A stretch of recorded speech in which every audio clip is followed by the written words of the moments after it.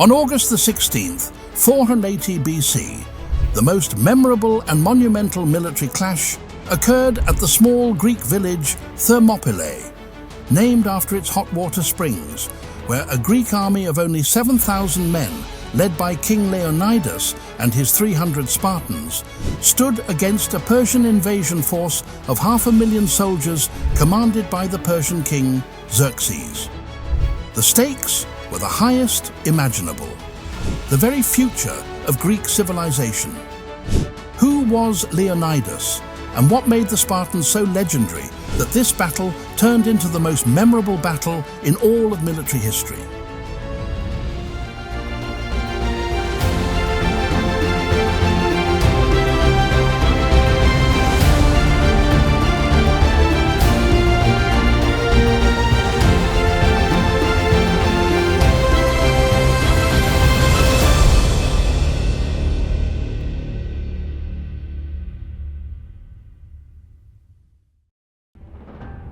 Leonidas of Sparta and his 300 warriors at Thermopylae have become legendary, epitomizing the Spartan ideal of discipline, resilience, and heroism.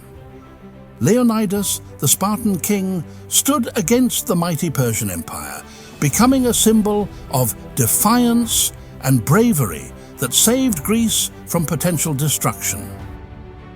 Born around 540 BCE in Sparta, Leonidas was the third son of King Anaxandridas. Unlike the firstborn sons destined for kingship, Leonidas underwent the rigorous Spartan military training known as the agoge. Starting at age 7, he joined other boys in a harsh regimen overseen by the paidonomos, or herder of boys. These boys endured extreme physical challenges, going barefoot, wearing a single cloak year-round, and subsisting on minimal food to foster toughness and resourcefulness. Stealing food was not only permitted, but encouraged, honing their skills for survival during military campaigns. Spartan education also included literacy and fostering a love for music, poetry, and dance. By 12, boys joined a peer group led by the Aren, the smartest and most battle-ready among them, to whom they owed absolute obedience.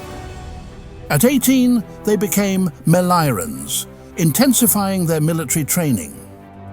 Leonidas emerged as a formidable hoplite warrior, skilled in wielding the short iron sword, round shield, and spear. Hoplites fought in phalanx formation, creating a tortoise-shell defense against enemy arrows. Just as Leonidas was set to begin his military career, his father died, and his half-brother Cleomenes ascended the throne. Leonidas focused on his role as a Spartan warrior, living and training with his mess group of about 15 men. Leonidas married Gorgo, his half-brother Cleomenes' daughter, known for her beauty and political acumen. Around 491 BCE, Cleomenes faced controversy after attempting to overthrow a neighboring king who sought peace with the Persians. Exiled and later imprisoned upon his return, Cleomenes died under mysterious circumstances, possibly orchestrated by Leonidas. Upon Cleomenes' death, Leonidas became king during a tumultuous period. Greek city-states were falling to Persian invaders, and Sparta prepared for war. In 480 BCE, Leonidas led 300 elite Spartan warriors to Thermopylae, where they faced a massive Persian army of around 500,000 men. At this pivotal moment in history, Greece was a mosaic of independent city-states like Athens, Corinth, and Sparta, each with distinct laws and governance. In contrast, the Persian Empire under Xerxes spanned from modern-day Turkey through northern Egypt, Israel, Iran, Iraq, to Afghanistan and northern India, altogether 2/3 of the then-known world. Xerxes aimed to expand his empire into Europe, with Greece as the gateway. 10 years prior, his father Darius had been defeated by the Greeks at Marathon, and Xerxes was determined to avoid his father's fate. He amassed an unprecedented force, drawing troops from every corner of his empire. In 480 BC, Xerxes' army crossed the Hellespont and advanced through northern Greece, with his fleet shadowing along the coast. City after city fell to this seemingly unstoppable force. Yet Xerxes' ultimate target was Athens, and the Greeks had to halt him at Thermopylae, a strategic narrow pass that was easily defensible due to its rugged terrain and hot springs. The Greeks sent 7,000 men to hold Thermopylae, bolstered by 300 elite Spartans.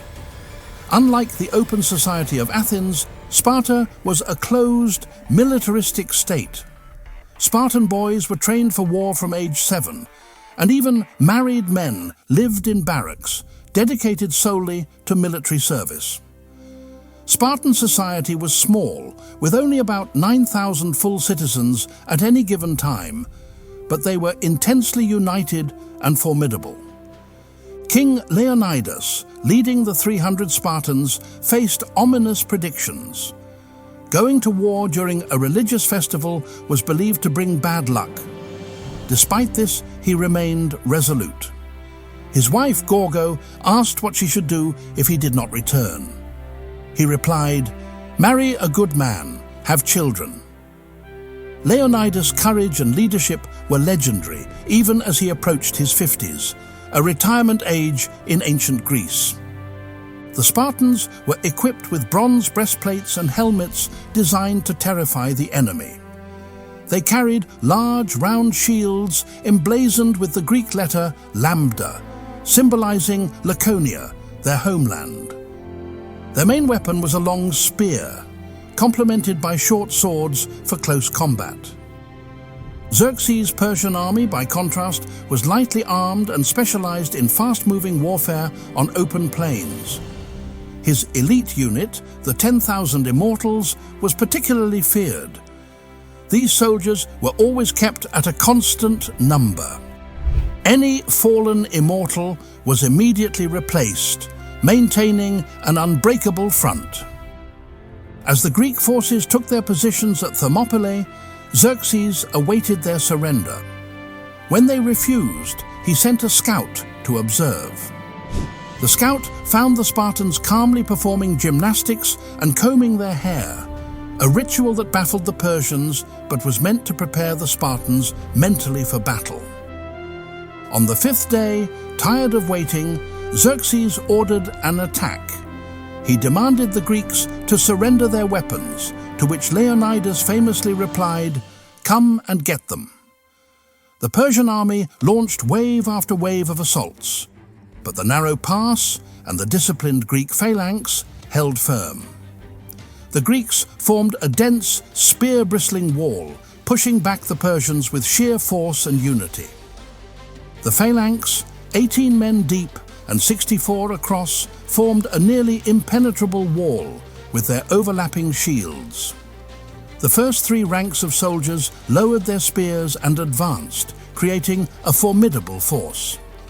In contrast, the Persian soldiers, lightly armed with wicker shields and spears, were no match for the heavily armed Greeks.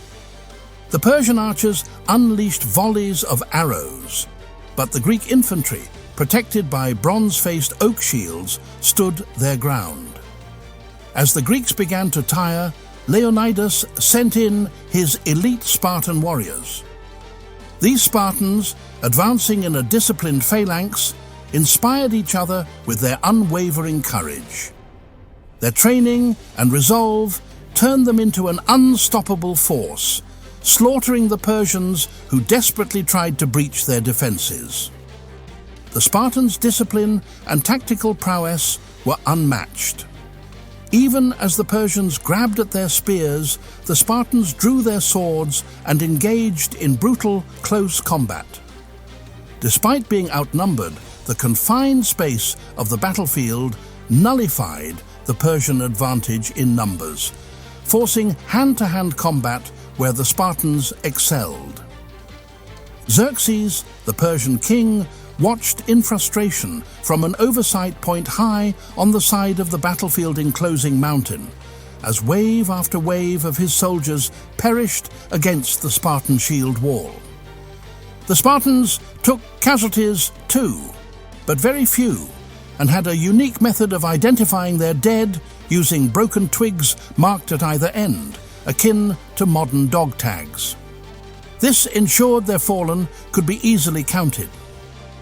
On the second day of battle, the Persians made no significant headway. Xerxes, desperate, sent in his elite troops, the Immortals, numbering 10,000s against the remaining 300 Spartans. Despite their superior numbers and elite status, the Immortals could not break through the Spartan lines. The light-armed Persians were no match for the heavily armored and highly trained Greeks.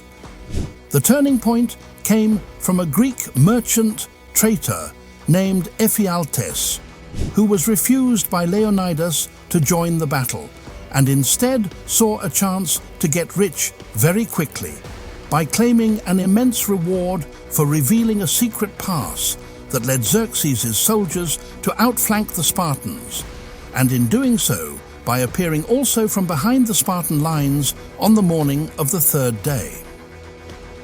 Realizing their dire situation, Leonidas ordered the other 7,000 Greek troops to withdraw back to Athens, leaving his Spartans to make a final stand, and allowing the Athenians to abandon their city and ultimately survive the Persian onslaught.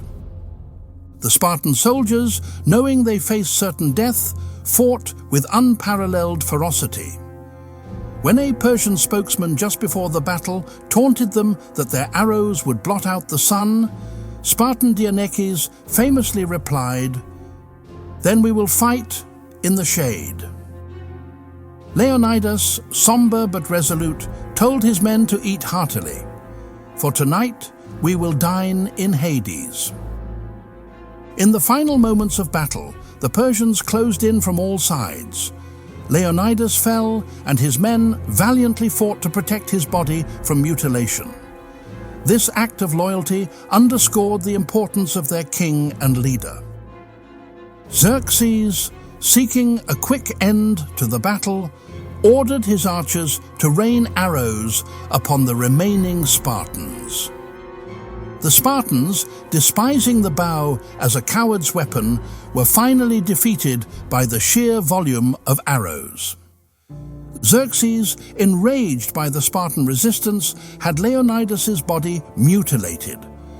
Yet the Spartans had exacted a heavy toll on the Persian forces, killing nearly 40,000 men out of 500,000 men that made up his whole army, including 2 of Xerxes' brothers. This heroic stand at Thermopylae became the most significant and awe-inspiring symbol of courage and sacrifice in all of history. Later that year, the Greeks defeated the Persians in the naval battle of Salamis, thwarting Xerxes' grand ambitions. The Spartan stand at Thermopylae, while a tactical defeat, was a strategic and moral victory that galvanized Greek resistance. The oracle's prophecy had come true. A Spartan king had died, and a Persian king had been thwarted. The legacy of Leonidas and his 300 Spartans endured to this day as the pinnacle of bravery, courage, skill, and discipline, immortalized in poetry and history. The epitaph composed by the poet Simonides reads as follows: "Go tell the Spartans, stranger passing by, that here, obedient to their laws, we lie." This testament to their sacrifice continues to inspire present and future generations and reminds us of the extraordinary valor of the Spartans at Thermopylae, the most famous and awe-inspiring battle of all time.